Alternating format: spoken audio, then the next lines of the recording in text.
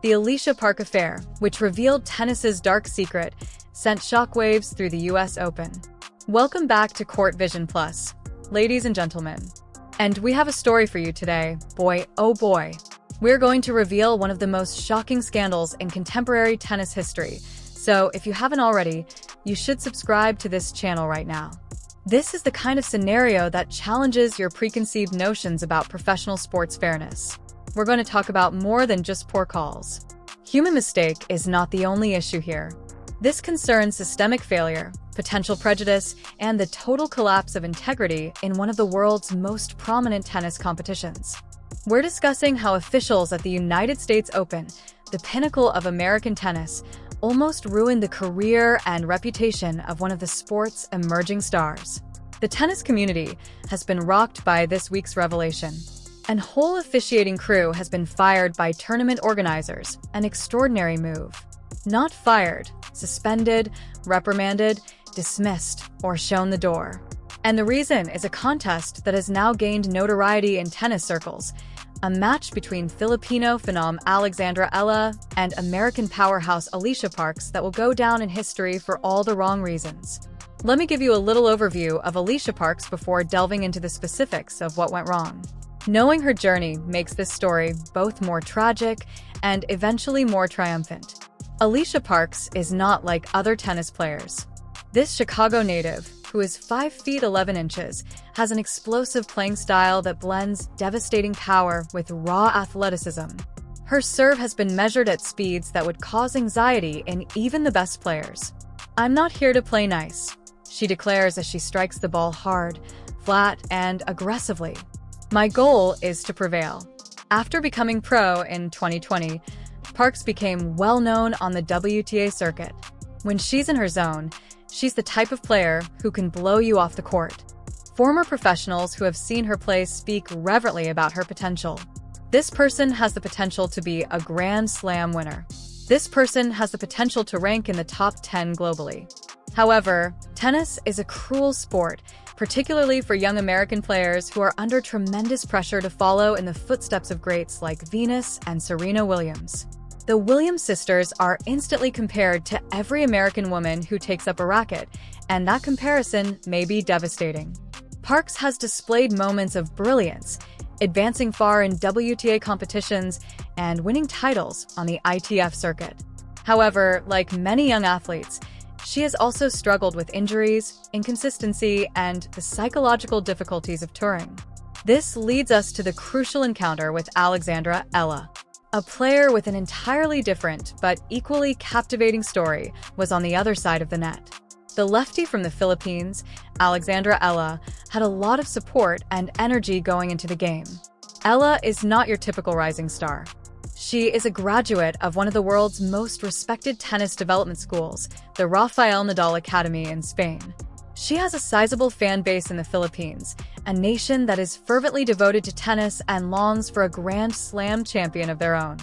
Ella plays a version of the classic clay court tennis game on hard courts.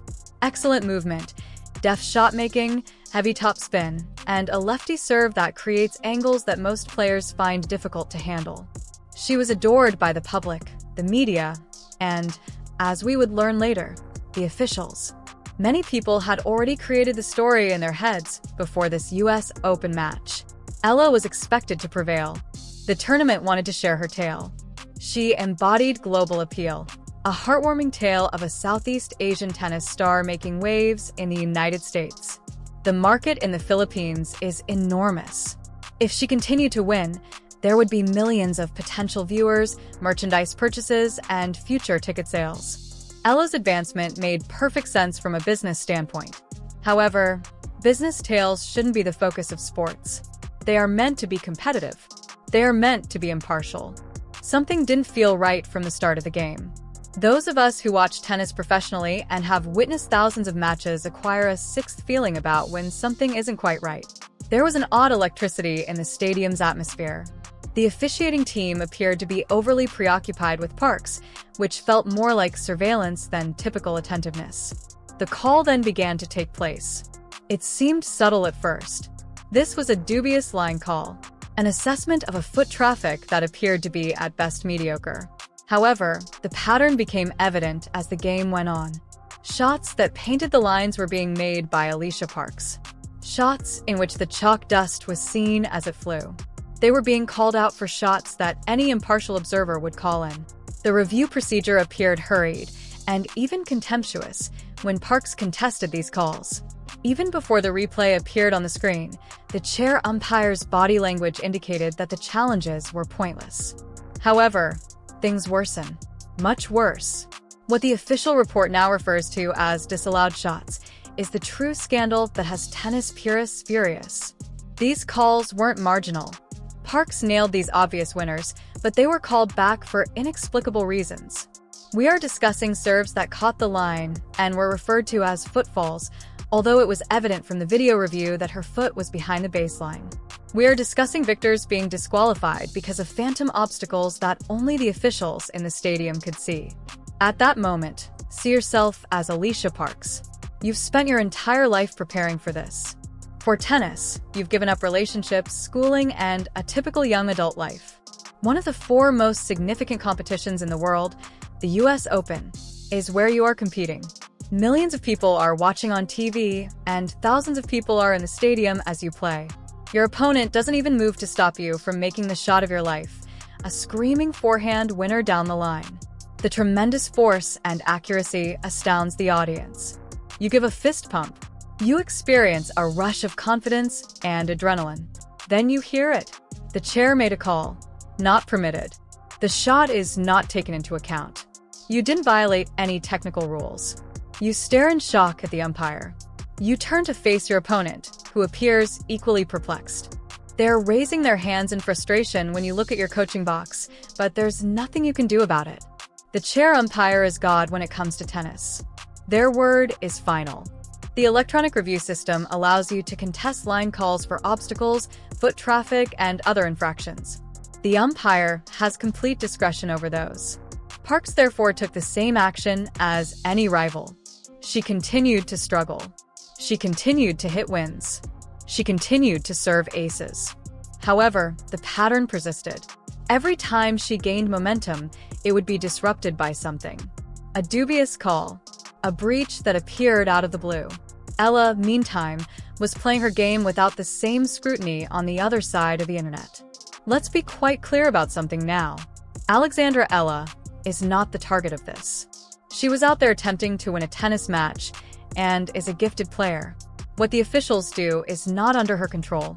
She is unable to instruct the chair umpire on how to call a match. She is not at fault if the officials were treating her favorably.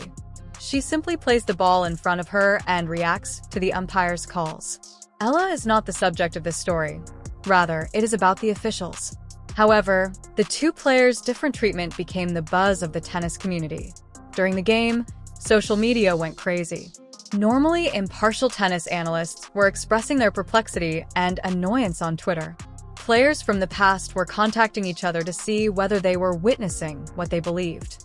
The television pundits, who often exercise caution to avoid disparaging officials, began saying things like, "That's a curious call," and "We'll need to watch the replay of that one more frequently." This catastrophe was made worse by the fouls on Ella's side of the floor that were disregarded. Ella committed several infractions that should have been reported but weren't, according to the official review that ultimately resulted in the firings. Despite the shot clock's obvious indication that she was over the limit, time breaches between points were disregarded. Possible obstacles that the officials failed to notice during Park's service move. Compared to the typical hand signals players receive, coaching from the box appeared more obvious. All of them need to have been contacted. They would have been called in a typical game with typical refereeing, but they weren't in this one. Alycia Parks was not the protagonist of this story, according to the officials. There was no celebration of triumph when the match finally concluded and Ella moved on to the next round. The tennis community was aware that something was amiss. The supporters were aware.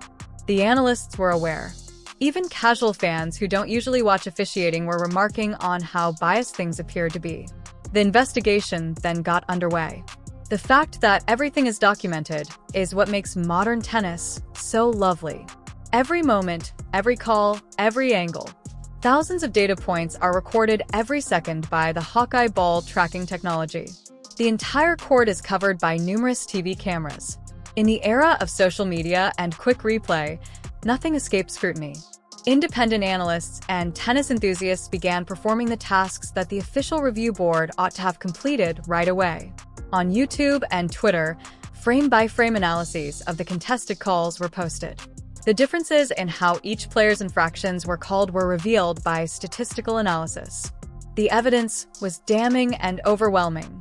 The US Open officials initially made an effort to weather the storm.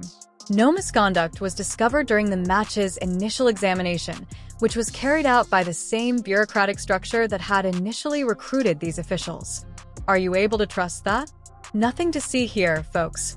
They declared after considering all of the evidence, the public outrage, and the glaring mistakes. The officials performed their duties effectively. That reaction fueled the flames. The tennis world went crazy. Players began speaking up cautiously at first, then more confidently. Hashtags were popular, fans banded together, and sponsors began to worry about being linked to what was increasingly being labeled a rigged contest. It became hard to ignore the demand. The higher-ups intervened at that point. And by higher-ups, we mean individuals who are in charge of the tournament's daily operations, board members, significant stakeholders, and those who recognize that the integrity of the US Open and, consequently, all of American tennis was at risk. There was an order for a second review. It would be comprehensive this time. There would be responsibility this time. This week's shocking revelation was the outcome of that review. The US Open acknowledged what everyone already knew in language that was shockingly straightforward for a major sporting institution. The Parks vs. Ella games officiating wasn't only bad. It was prejudiced in a systematic way. The officials had not adhered to established procedures. They had made serious mistakes in their judgment. Most significantly, these mistakes had a significant impact on the match's integrity and result. The officiating community was rocked by the firing announcement.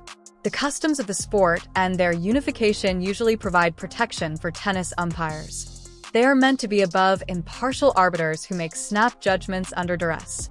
Every official makes mistakes, and when they do, they are typically disciplined internally. Perhaps a temporary ban from participating in Grand Slam events. Perhaps a transfer to less well-known games. But firing someone outright in the middle of a competition and making a public statement outlining the reasons, that is practically unheard of. This is a very clear statement. Officials are no longer untouchable. There will be repercussions if you don't perform your duties with integrity. Actual repercussions. Not merely a discreet move to another event and a smack on the wrist. Your employment will be terminated. The review's precise findings are extremely unsettling. The chair umpire manually overruled the Hawkeye system on several occasions, according to the report. Officials do, however, have the power to do this under specific conditions. The umpire may step in if there is a technical issue or if the system obviously generates an incorrect result. However, such power should only be exercised in dire circumstances. The manual overrides in this match all favored Ella over Parks. Each and every one. How likely is it that something would occur by accident? According to statistical study, those odds are extremely slim. This wasn't a chance mistake. There was a trend here. Parks shots were called out on marginal scenarios considerably more frequently than Ella shots in identical situations, according to the analysis, which also revealed that the line judges were inconsistent in their calls. The bias is clearly visible when the disputed calls are plotted on a chart. The original review board attempted to ignore it since it is the kind